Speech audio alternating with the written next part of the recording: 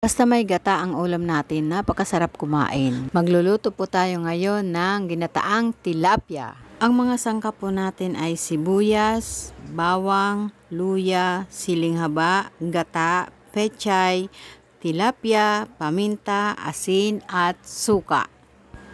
Lagyan muna natin ng asin ang isda.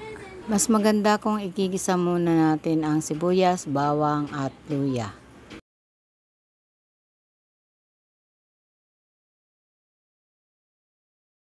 Pagkatapos nating igisa, isusunod na natin ng gata. Huwag po nating damihan ang gata kasi ang pechay ay magtutubig pa.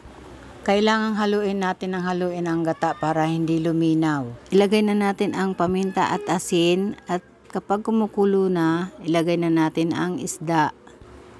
Pakuluan muna natin ng mga ilang minuto, saka natin ilagay ang pechay.